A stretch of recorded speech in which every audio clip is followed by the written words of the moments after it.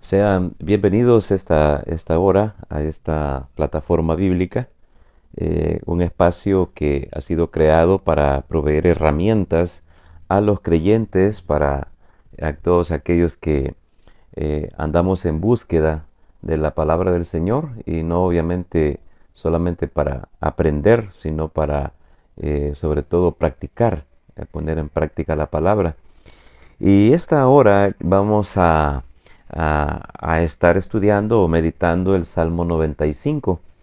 Y especialmente he escogido este Salmo 95 porque tiene una peculiaridad bastante interesante y a la vez también importante para nosotros que somos creyentes, que continuamente estamos siendo exhortados, llamados por Dios a profundizar en nuestra relación con Él, en el conocimiento de Él a través de su palabra. Y la estructura, la forma en la que este salmo, que obviamente es un cántico, ha sido hecho, es bastante bonito, así que quiero invitarle a que abra su Biblia en el Salmo 95. Versículo, bueno, son 11 versículos, los vamos a leer todos y rápidamente para que podamos hacer esta reflexión no muy larga, sino que pueda ser escuchada en menos de unos 10 minutos. Dice la palabra del Señor: Venid, aclamemos alegremente a Jehová, cantemos con júbilo a la roca de nuestra salvación.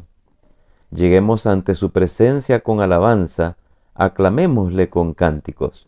Verso 3. Porque Jehová es Dios grande, y Rey grande sobre todos los dioses. Porque en su mano están las profundidades de la tierra, y las alturas de los montes son suyas. Suyo también el mar, pues él lo hizo, y sus manos formaron la tierra seca. Venid, adoremos y postrémonos, arrodillémonos delante de Jehová, nuestro Hacedor, porque Él es nuestro Dios, nosotros el pueblo de su prado y ovejas de su mano. Si oyereis hoy su voz, no endurezcáis vuestro corazón como en Meriba, como en el día de Masá en el desierto, donde me tentaron vuestros padres, me provocaron y vieron mis obras. 40 años estuve disgustado con la nación y dije, pueblo es que divaga de corazón, y no han conocido mis caminos. Por tanto, juré en mi furor que no entrarían en mi reposo. Le invito en esta hora a orar al Señor para que su Espíritu Santo, que es el que inspiró esta escritura, pueda hablarlos y hablarles a cada uno de ustedes a través de su palabra en esta hora. Padre, gracias te damos por tu palabra. Gracias por tu Hijo Jesús, que dio su vida por darnos vida, por darnos esperanza y sobre todo amor por tu palabra. Sabemos que lo debemos a esa obra especial que ha abierto en nuestro entendimiento, ha abierto nuestros ojos, ha dado vida a nuestra alma, Señor, para que podamos tener hambre y sed de ti.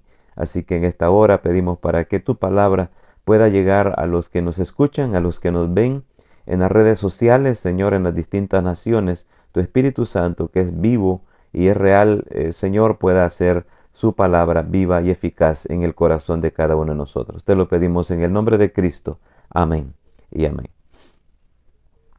Este salmo es un salmo, como decía en la introducción, interesante porque tiene una estructura bastante peculiar, dado que, como ustedes pueden observar en el versículo 1 y 2, hay una invitación a la alabanza.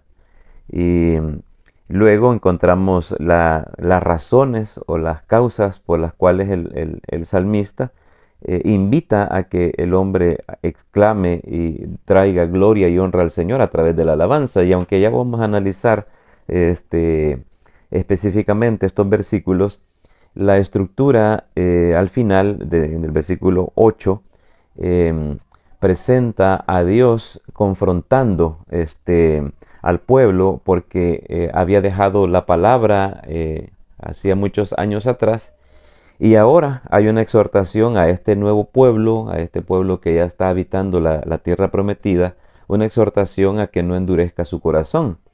Entonces como es un salmo gradual, se le conoce porque comienza suave y termina fuerte, va como una, si lo quiere usted medir del 1 al 10, comienza muy suave y luego termina en este caso pues bien confrontativo. Y aunque obviamente la poesía bíblica tiene, puede ser, como dijera, eh, analizado musicalmente en sus escalas, si digamos, tuviéramos las escalas o las notas musicales de este salmo, comenzaría suave y terminaría en fuerte, es decir, es un salmo ascendente. Pero hay otras peculiaridades en este salmo que lo hacen también singular. Es la forma poética en la que el salmista pone cada verso, cada frase. La línea A responde a la línea B de una forma sinónima. Por ejemplo, vea, dice, venid, aclamemos alegremente a Jehová.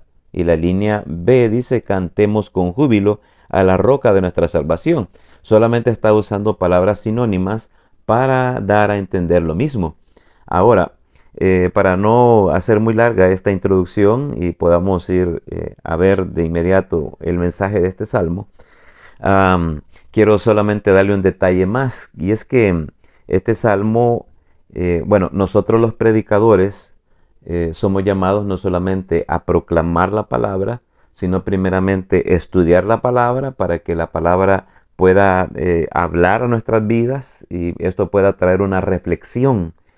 Y a través de esa reflexión del análisis de la palabra de Dios podamos comunicar el mensaje de Dios a nuestros oyentes. Y esta no es una tarea nueva. Vemos allá en los evangelios que Jesús llamó a hombres, a 12 hombres, para prepararlos, no solamente para que anduvieran haciendo milagros, para que anduvieran liberando endemoniados, sino que también para que estos fueran mensajeros de la palabra de Dios. Así que intérpretes, hombres que se han dedicado al estudio de la palabra de Dios siempre han habido. Y de hecho, en la época de Esdras y de Nehemías, posteriormente que se construyó el templo, empezaron a surgir hombres estudiosos de la palabra, hombres, obviamente solo existía parte del Antiguo Testamento y eso era lo que ellos analizaban, de tal manera que llegaron a haber predicadores y exégetas de la palabra que llegaron a hacer sus exposiciones muy acertadas, muy respetadas y hombres muy respetables. Por ejemplo, usted habrá leído que Saulo, así era conocido el apóstol Pablo antes de volverse en creyente en nuestro Señor Jesucristo, dice que él había sido formado, había crecido a los pies del gran Gamaliel.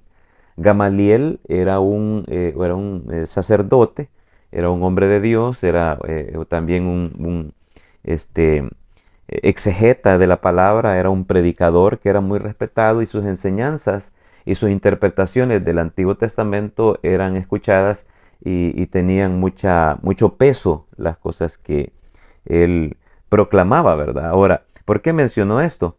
Porque los exégetas de los primeros 2 siglos antes de Cristo eh, vieron esto que yo le voy a exponer en este momento. Y es que ellos vieron que en el verso 1 al verso 5 era una invitación de los sacerdotes a la congregación que llegaba alrededor del templo para traer sus sacrificios, para llegar ante el sacerdote y decirle, mire, sacerdote, pequé, ¿verdad? Y el sacerdote ofrecía un sacrificio como un hombre intercesor entre Dios y el hombre pecador, de manera que el hombre pudiera ser justificado por la muerte del animal. Pero entre que esas multitudes iban llegando alrededor del templo, había un sacerdote se paraba y gritaba en voz alta y decía esto. Vea lo que dice el verso 1. Venid, aclamemos alegremente a Jehová, cantemos con júbilo a la roca de nuestra salvación. Lleguemos ante su presencia con alabanza, aclamémosle con cánticos. Entonces esta era una invitación que hacía el sacerdote a la celebración, a celebrar a Dios por su grandeza, a celebrar a Dios por su poder, a celebrar a Dios por su omnipotencia.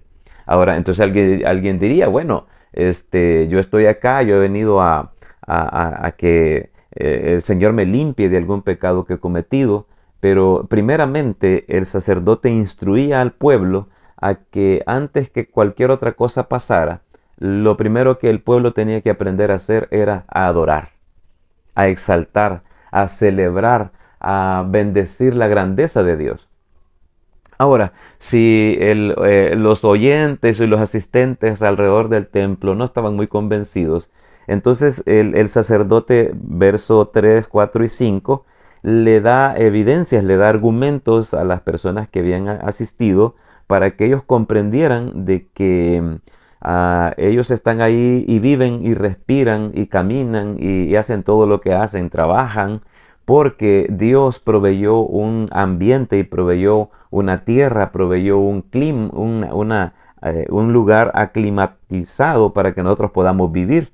Y aquí vienen los argumentos de los sacerdotes hacia la congregación para motivarla y alabar al Señor. Dice, porque Jehová es Dios grande y Rey grande sobre todos los dioses, porque en su mano están las profundidades de la tierra y las alturas de los montes son suyas.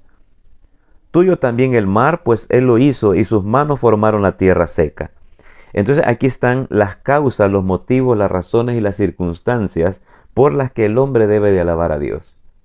Entonces aquí podemos encontrar una primera invitación a celebrar la grandeza de Dios y está la primera argumentación o la primera serie de argumentos que los sacerdotes proveían a la congregación para que la congregación tuviera una convicción real de saber por qué es que adora a Dios. Por eso el apóstol Pablo, allá en el libro de los Romanos, dice de que nosotros debemos de presentar nuestro culto racional, es decir, comprender y saber de que nosotros tenemos a un Dios primeramente que es real y que Él ha sido el creador del universo, Él ha sido el creador no solamente de lo que nosotros somos como seres humanos, sino que también ha sido el creador de donde vivimos. Por eso en la parte final, verso 5 dice, y sus manos formaron la tierra seca. Tuyo también es el mar, pues Él lo hizo. Entonces, las alturas de los montes son suyas, dice. Entonces, habla de un creador omnipotente. Y esa reflexión de que tenemos a un Dios omnipotente, a un Dios grande, a un Dios que está fuera del alcance de nuestra mente, a un Dios que está fuera del alcance de la lupa, de nuestra reflexión, por muy vasto que sea nuestro conocimiento, siempre la grandeza de Dios habrá de producir admiración en nuestras vidas. Así que en esta hora, como primer detalle, el sacerdote hace una invitación a aquel pueblo que se congregaba en la casa de Dios para que vinieran ante la presencia de Dios con alegría, con gozo, para exaltar la grandeza de aquel Dios creador. Entonces, aquí viene la reflexión para usted. ¿Estamos nosotros valorando toda la creación que Dios nos ha dado? Y que al ver y considerar, como el salmista decía, cuando veo el firmamento, dice, obra de tus manos, entonces el salmista quedaba extasiado y llegaba a la conclusión de que él tenía un Dios inmenso, un Dios grande, y esa inmensidad de Dios y esa grandeza de Dios producía en él adoración, alabanza. Nunca ha habido quizás un hombre tan expresivo en cuanto a la gratitud que había en su corazón, la admiración que había en el corazón, sino en David. Y luego, en la segunda parte, tenemos el versículo 6, que ahora hay un segundo llamado a la adoración, pero en este caso hay una forma diferente de adorar. La primera es una celebración, una invitación a alabar al Señor con un sentimiento de celebración, de alegría, de gozo. Pero vea lo que dice el verso 6. Venid, adoremos, y postrémonos, arrodillémonos delante de Jehová, nuestro Hacedor. Entonces aquí hay un segundo llamado en el cual hay una forma diferente en la que la congregación es llamada a venir a Dios. Y los masoretas, que así eran como eran conocidos, ya ahí por el siglo II después de Cristo, a estos estudiosos judíos, escribas, y algunos de ellos eran también tenían sus escuelas rabínicas de enseñanza.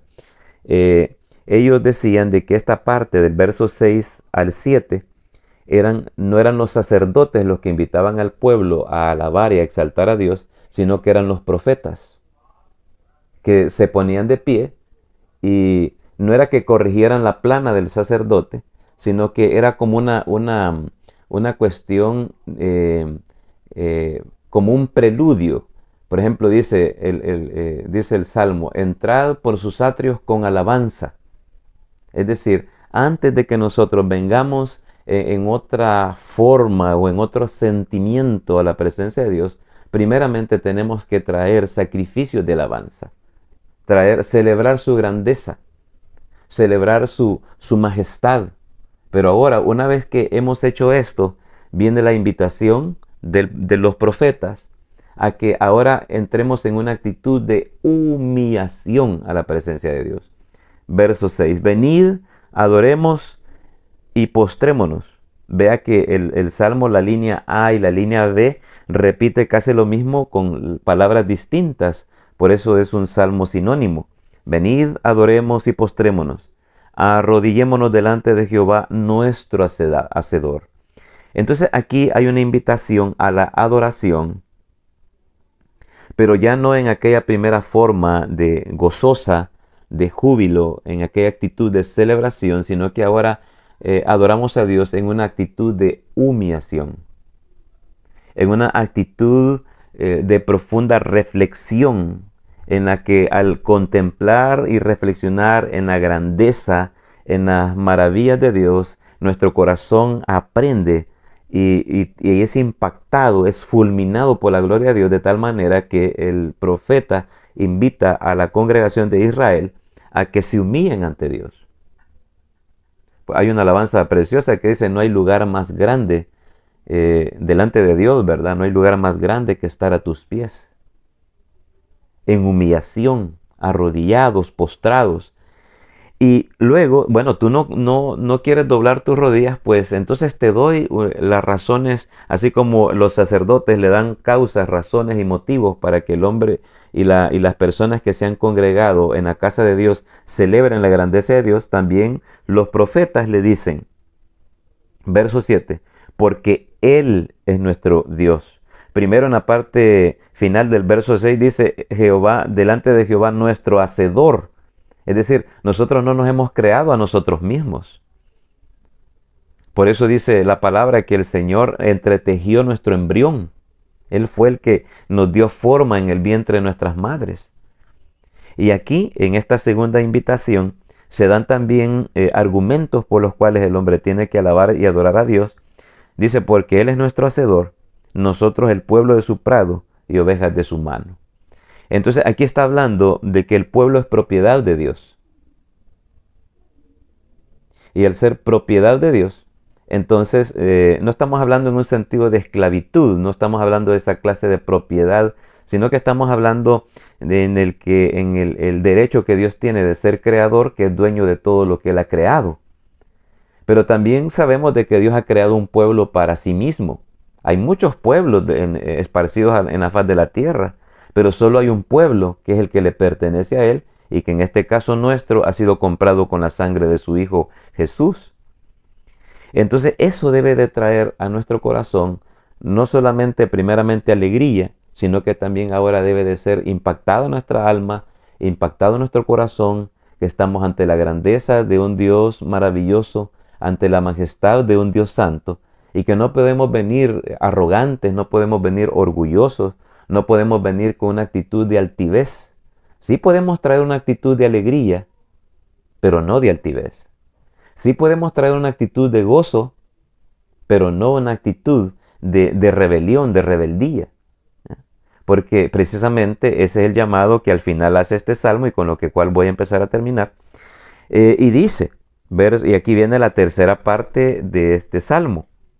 Ya vimos que el sacerdote llama a una celebración con júbilo del 1 al 3, luego le da razones, 3, 4 y 5, le da razones al pueblo por los cuales ellos deben de adorar y exaltar con alegría al Señor. Luego los profetas en el verso 6 invitan al pueblo a que se humillen delante de Dios porque somos su pueblo, porque Él es nuestro hacedor, porque Él nos ha creado y eso debe de traer humillación a nuestra alma. Pero aquí viene el segundo punto, el tercer punto, perdón. Verso 8 en adelante. Vea que aquí cambia la manera en la que el salmista escribió. Y hace como escribe como que si Dios está hablando y dice, no endurezcáis vuestro corazón como en Meriba, como en el día de Masaj en el desierto, donde me tentaron vuestros padres. Mire que en el verso 9 dice, donde me tentaron vuestros padres. El escritor se ha trasladado en la conjugación de los verbos que él está haciendo, como que si Dios está hablando, porque pasa de hablar en segunda y en tercera persona y pasa a hablar en primera persona y dice, ¿dónde me tentaron vuestros padres?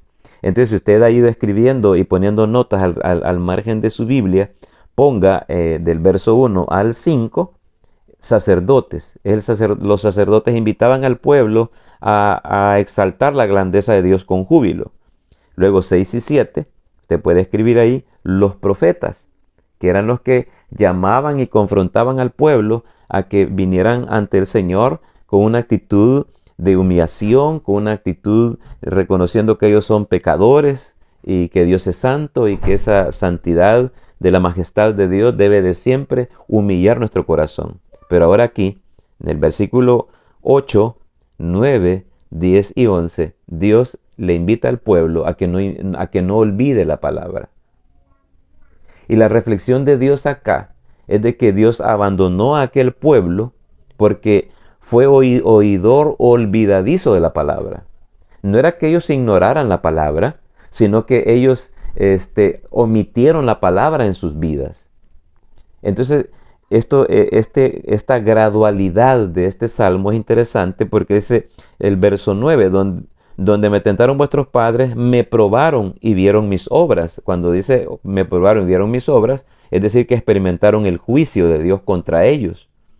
40 años estuve disgustado con la nación y dije, pueblo es que divaga de corazón y no han conocido mis caminos. Y aquí está, por tanto, juré en mi furor que no entrarían en mi reposo. Así que, mis amados hermanos, de nada sirve un culto con grandes gritos de alegría y con danzas, y aunque son parte de nuestra celebración, de nada sirve si nosotros no tenemos un corazón obediente. De nada sirve que los profetas exhorten al pueblo que vivan una vida de humillación ante Dios, si nosotros vamos a ser oidores olvidadizos. Jesús les dijo a los discípulos, haced que se os penetren bien estas palabras en vuestros oídos. Porque la intención es de que la palabra no solamente llegue a nuestra mente, sino que también baje a nuestro corazón y una vez que está en nuestro corazón, produzca transformación. Y la transformación va a llevar continuamente y gradualmente en nuestra vida a una vida de obediencia. Así que, mis queridos hermanos, he tratado de ser lo más breve que se ha podido. Casi llegamos ya a los 20 minutos, a los 25 minutos. Pero que quede esta reflexión.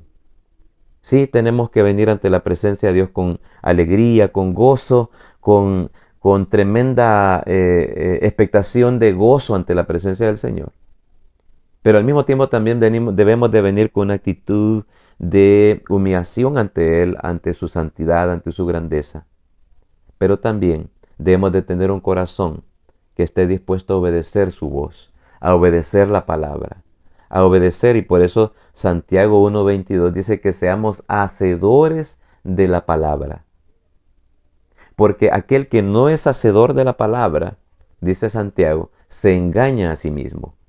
Así que dejamos hasta aquí esta reflexión. Que Dios me los bendiga y nos escuchamos en una próxima oportunidad. Que Dios los bendiga a todos.